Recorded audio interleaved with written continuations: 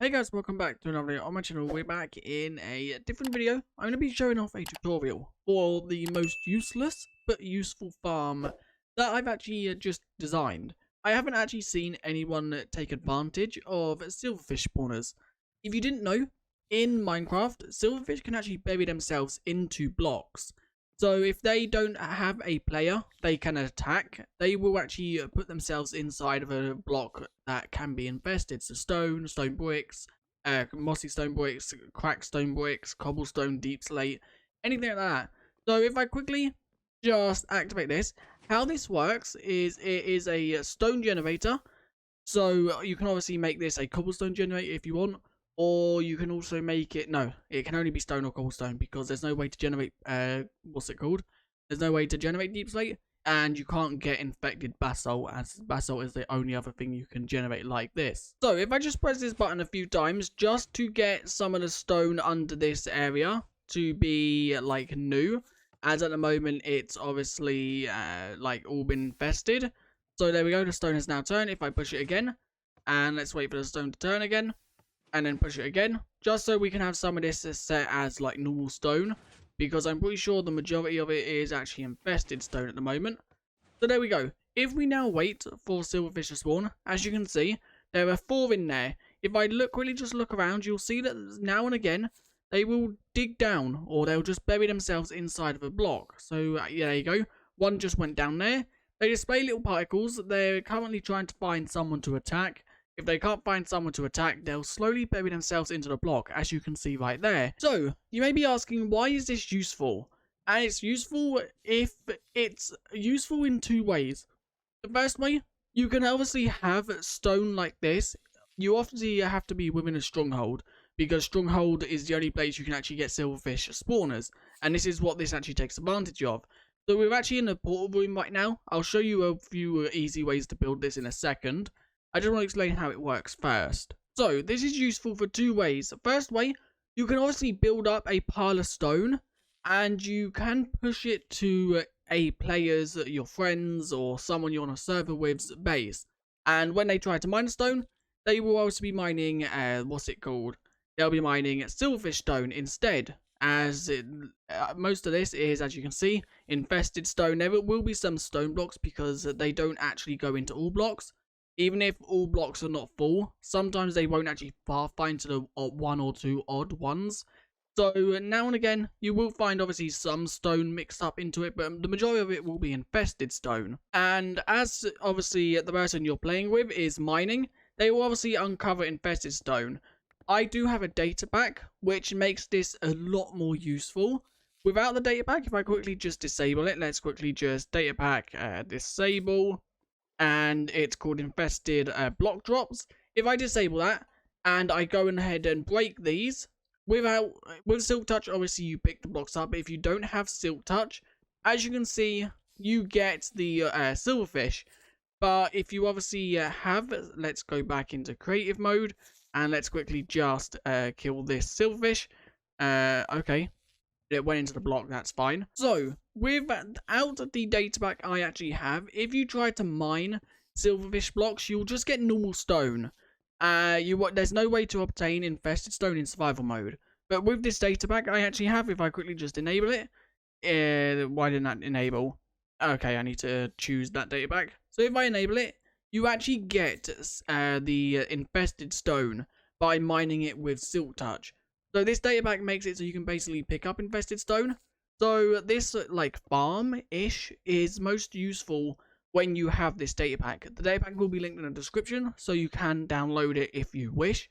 As you can now basically just take this infested stone and take it to someone's base, place it all under their base, so when they try to dig it out, they will get loads of silverfish. And don't forget, if you do attack a silverfish and you don't kill it in a 1 hit, it will call all nearby or some nearby silverfish to attack you.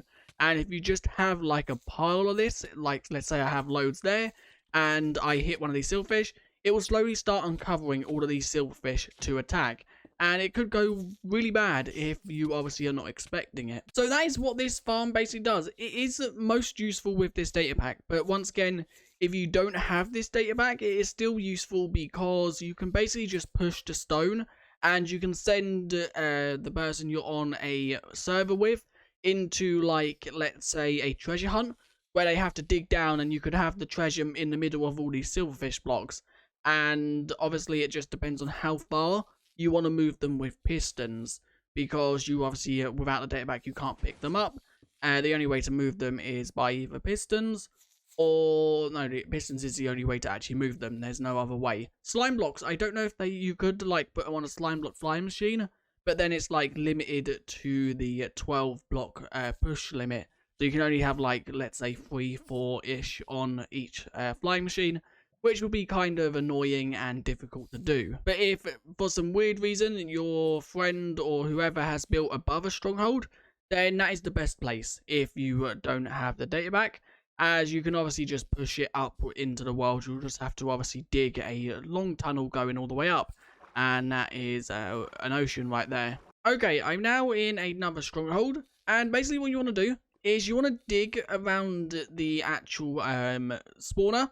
You're going to need to have blocks that are not silverfishable, which is obviously the blocks that are silverfishable. They are these blocks right here. So you've got stone, cobblestone, stone bricks, mossy stone bricks, cracked stone bricks, chiseled stone bricks, and then deep slate. You're going to need some blocks that are not any of these.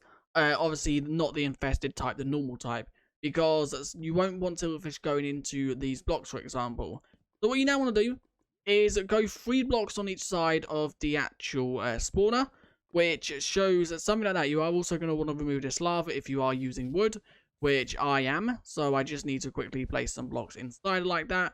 And then let's go 3 blocks out. That is 3 blocks from the spawner, 4 if you're actually counting the block the spawner is on. And as you can see, this is where we now bump into the problem of these blocks are in the way. So there is a bug in the game that actually allows you to remove these with mushrooms. You're basically going to want to remove these, and I think it's done something like placing that there, which is 1 block over and 2 blocks down. Let me quickly just make sure this is correct. You might need to dig out some other blocks, and if I bone meal this, is that going to grow and remove them? It has. So it's 1 block over, 2 blocks down, and that will obviously remove the portal blocks.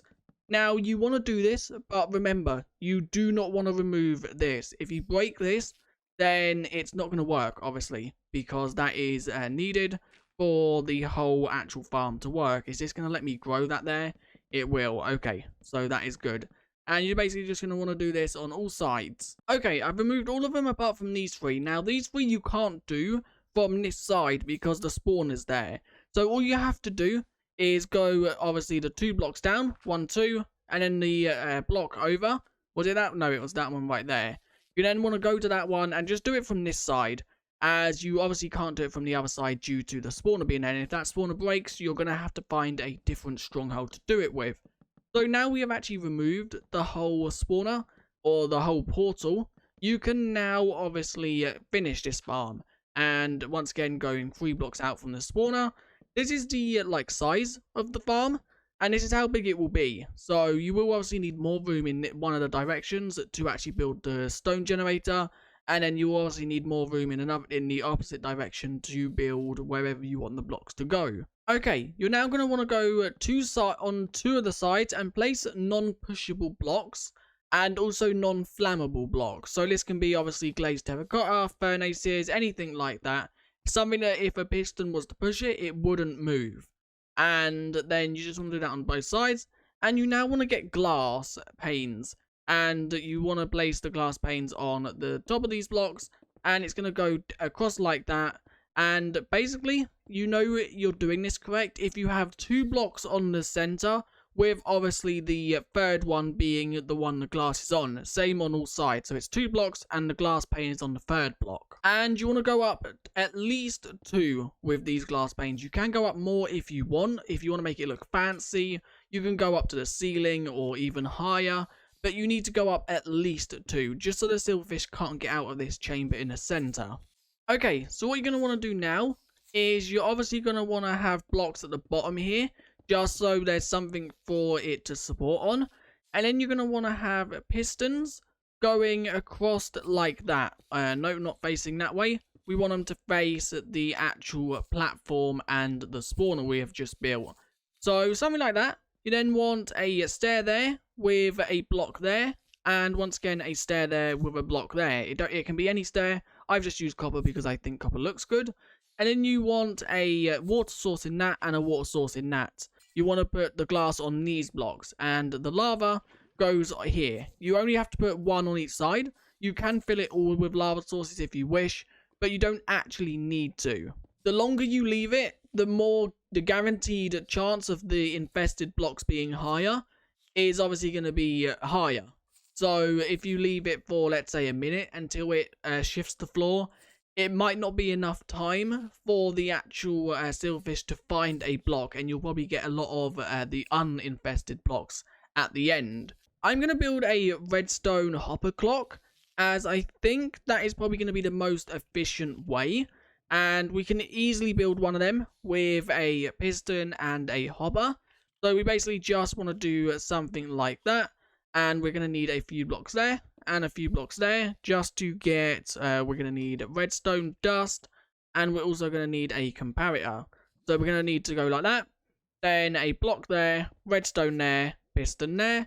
And the same thing on this side, redstone, comparator, block, redstone, and sticky piston. They both need to be sticky pistons, I just want to make that clear. And then you're going to want a redstone block on either block. It can be there or there, but you don't want two, you only want the one. However many blocks you put into this will determine how often the floor shifts. So in this case, let's say we want it to shift every 16 blocks. We'll put 16 blocks in there. And as you can see, right, we need to do something here. So it's a one pulse. It's not a constant thing. One more thing. If you're bumping into this problem that I've just bumped into, which you most likely will if you have it how I have it, like this, where the pistons stay extended for the whole time this block is over, what you want to do from there is basically just put a observer leading into that block, as that will then only pulse when the block moves. It won't keep a constant pulse, and that should now work. If it doesn't, we can then do one more thing with a redstone repeater. So does that work? I didn't see if that block, does that light that up? I don't think it did, but we're just going to give it a second. It did. So let's see if this works. I think, yeah, just by replacing that redstone with an observer, that should now only pulse it once. Yeah, okay, it does pulse it, and as you can see, now it's not wasted. So that's what you can do there if you bump into that problem. And once again, the items depend. You can also have stacks and stacks of items. You don't just need to have 64. You can fill this up all the way if you want to. I wouldn't recommend doing that though, because that is way too many items. I'd say at most have 2 stacks. I don't think you need any more than that. But this is actually how you build a infested stone farm. So if you did enjoy, leave a like and subscribe. That is actually where I'm going to end this video. If you have any questions about the farm, then leave them in the comments, as I will definitely answer them. But this was one of them things that I was just sitting there and I thought, there must be a way to farm these, because I was actually working on MA features. I was fixing a few bugs with that, and we bumped into a bug where there was something wrong with Silverfish. And then I looked into their code, and I realised that they can actually go into blocks. So that is where this farm came from. And once again, if you do also want to place blocks up there, then you can do that. But once again, don't have them as blocks that silverfish can go into. So just do something like that. You won't need to, because the silverfish should be able to walk off of that onto these blocks. But if you don't want them spawning up there, then you can do that. That will also decrease the rates of the farm. So I will see you guys in another video very soon. If you did enjoy, leave a like and subscribe. And I guess I will see you guys in the next video. Bye!